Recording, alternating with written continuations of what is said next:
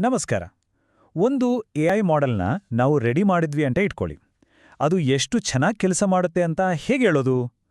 ಅದಕ್ಕೊಂದು A grade ಕೊಡೋದು ಸುಲಭ ಅನ್ಸ್ಬೋದು. ಆದರೆ ಕೆಲವೊಮ್ಮೆ ಆ ಗ್ರೇಡ್ ಒಂದು ದೊಡ್ಡ ಸತ್ಯವನ್ನೇ ಮುಚ್ಚಾಕ್ಬಿಡ್ಬೋದು. ಎಐ ಮೌಲ್ಯಮಾಪನ ಯಾಕಿಷ್ಟು ಸಂಕೀರ್ಣ ಮತ್ತು ಯಾಕಿಷ್ಟು ಮುಖ್ಯ ಅನ್ನೋದನ್ನೇ ಇವತ್ತು ನೋಡೋಣ. ಒಂದು ಕ್ಷಣ ಯೋಚನೆ ಮಾಡಿ. ಒಂದು ಡೇಂಜರಸ್ ಕಾಯಿಲೆಯನ್ನ ಪತ್ತೆ ಹಚ್ಚೋಕೆ ಅಂತ ಒಂದು ಎಐ ಮಾಡೆಲ್ ಅನ್ನ ಡಿಸೈನ್ ಮಾಡಲಾಗಿದೆ. ಅದು 95% ನಿಖರವಾಗಿದೆ. ಕೇಳೋಕ್ ಸಖತ್ತಾಗಿದೆ ಅಲ್ವಾ? ಹಾಗಿದ್ರೆ ಈ 95% ಅನ್ನೋ ಸ್ಕೋರ್ ಪೂರ್ತಿ ಕಥೆಯನ್ನ ಹೇಳ್ತಿದ್ಯಾ, ಅಥವಾ ಏನಾದ್ರೂ ಮುಖ್ಯವಾದ ವಿಷಯ ನಮ್ಮ ಕಣ್ಣಿಗೆ ಕಾಣಿಸ್ತಿಲ್ವಾ? ಇದೇ ನೋಡಿ ಇವತ್ತಿನ ನಮ್ಮ ಚರ್ಚೆಯ ಮುಖ್ಯ ವಿಷಯ. ಒಂದು ಅದ್ಭುತವಾಗಿ ಕಾಣೋ ಸ್ಕೋರ್ ಒಂದು ಮಾರಣಾಂತಿಕ ತಪ್ಪನ್ನ ಹೇಗೆ ಮುಚ್ಚಿ ಹಾಕಬಲ್ಲದು ಅಂತ ಈಗ ನೋಡೋಣ. ಹಾಗಾದ್ರೆ ನ್ಯಾಯಯುತವಾಗಿ ಟೆಸ್ಟ್ ಮಾಡೋದು ಹೇಗೆ? ಯಾವುದೇ ಒಳ್ಳೆ ಮೌಲ್ಯಮಾಪನದ ಅಡಿಪಾಯ ಅಂದ್ರೆ ಅದೊಂದು ಫೇರ್ ಟೆಸ್ಟ್. ಆದ್ರೆ ಅದಕ್ಕೊಂದು ಗೋಲ್ಡನ್ ರೂಲ್ ಇದೆ. ಇದೊಬ್ಬ ಸ್ಟೂಡೆಂಟ್ ತರಾನೆ. ಮಾಡೆಲ್ ಕೂಡ ತಾನು ಹಿಂದೆಂದು ನೋಡದ ಹೊಸ ಪ್ರಶ್ನೆ ಪತ್ರಿಕೆಯ ಮೇಲೆ ಪರೀಕ್ಷೆ ಎದುರಿಸಬೇಕು. ಕಲಿತ ಪಾಠದ ಮೇಲೆಯೇ ಪರೀಕ್ಷೆ ಬರೆದ್ರೆ ಅದು ಜ್ಞಾನ ಆಗಲ್ಲ, ಬರೀ ನೆನಪಿನ ಶಕ್ತಿಯಾಗುತ್ತೆ. ಈ ನ್ಯಾಯಯುತ ಪರೀಕ್ಷೆಯನ್ನ ಮಾಡೋಕೆ ಒಂದು ಟೆಕ್ನಿಕ್ ಇದೆ. ಅದಕ್ಕೆ ಟ್ರೈನ್ ಟೆಸ್ಟ್ ಸ್ಪ್ಲಿಟ್ ಅಂತ ಕರೀತಾರೆ. ಇದು ಎಐ ಮೌಲ್ಯಮಾಪನದ ಒಂದು ಪ್ರಮುಖ ಅಡಿಗಲ್ಲು ಅಂತಾನೆ ಹೇಳ್ಬೋದು. ನೋಡಿ, ಪ್ರೋಸೆಸ್ ಹೀಗಿದೆ. ನಮ್ಮತ್ರ ಇರೋ ಡೇಟಾವನ್ನ 2 ಭಾಗ ಮಾಡ್ತೀವಿ. ಮಾಡೆಲ್ ಒಂದು ಭಾಗದಲ್ಲಿ ಕಲಿಯುತ್ತೆ, ನಂತರ ತಾನು ಹಿಂದೆಂದೂ ನೋಡದ ಇನ್ನೊಂದು ಭಾಗದ ಮೇಲೆ ಪರೀಕ್ಷೆ ಎದುರಿಸುತ್ತೆ. ಹೀಗೆ ಮಾಡಿದ್ರೆ ಮಾಡೆಲ್ ಉತ್ತರಗಳನ್ನ ಬೈಪಾಠ ಮಾಡಿ ಚೀಟ್ ಮಾಡೋದನ್ನ ನಾವು ತಡಿಬಹುದು. ಸರಿ, ಈಗ ಆಕ್ಯುರಸಿ ಬಗ್ಗೆ ಮಾತಾಡೋಣ. ಇದನ್ನ ಅರ್ಥ ಮಾಡ್ಕೊಳ್ಳೋದು ತುಂಬಾ ಸುಲಭ, ಆದರೆ ಇಲ್ಲೊಂದು ದೊಡ್ಡ ಬಲೆ ಇದೆ. ಒಂದು ಉದಾಹರಣೆ ನೋಡೋಣ ಬನ್ನಿ. ಒಂದು ಮಾಡೆಲ್ ಸ್ಟೂಡೆಂಟ್ಸ್ ಪರೀಕ್ಷೆಯಲ್ಲಿ ಪಾಸ್ ಆಗ್ತಾರಾ ಫೇಲ್ ಆಗ್ತಾರಾ ಅಂತ ಊಹಿಸಬೇಕು. ಆದರೆ ಹೆಚ್ಚಿನ ಸ್ಟೂಡೆಂಟ್ಸ್ ಪಾಸ್ ಆಗೋದ್ರಿಂದ ನಮ್ಮ ಡೇಟಾ ಸೆಟ್ ಬ್ಯಾಲೆನ್ಸ್ ಆಗಿಲ್ಲ. ಈಗ ಕಥೆಯಲ್ಲಿ ಒಂದು ಟ್ವಿಸ್ಟ್.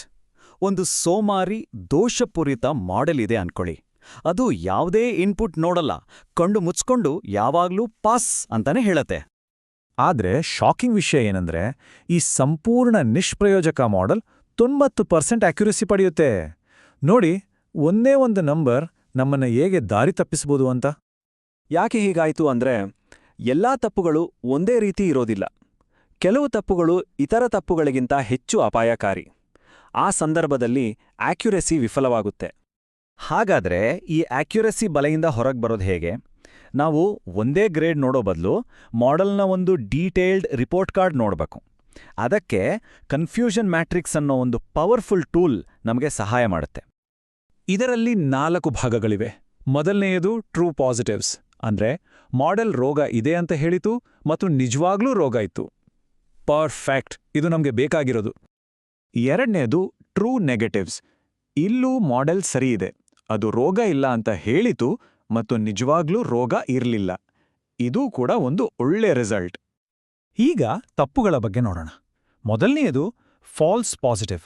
ಇದನ್ನ ಸುಳ್ಳು ಎಚ್ಚರಿಕೆ ಅಂತಾನೂ ಕರಿಬೋದು. ಅಂದ್ರೆ ಬೆಂಕಿ ಇಲ್ದೇ ಇದ್ರೂ ಫೈರ್ ಅಲಾರಂ ಹೊಡೆದ ಹಾಗೆ ಅನವಶ್ಯಕವಾಗಿ ಗಾಬರಿಪಡಿಸೋದು.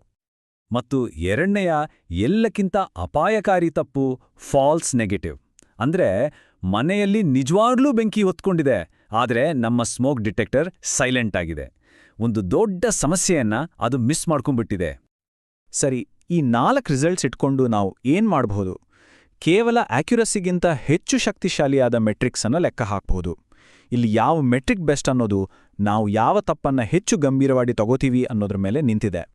ಈ ಕನ್ಫ್ಯೂಷನ್ ಮ್ಯಾಟ್ರಿಕ್ಸ್ನಿಂದ ನಮಗೆ 2 ಮುಖ್ಯ ಮೆಟ್ರಿಕ್ಸ್ ಸಿಗುತ್ತೆ: ಪ್ರಿಸಿಷನ್ ಮತ್ತು ರೀಕಾಲ್.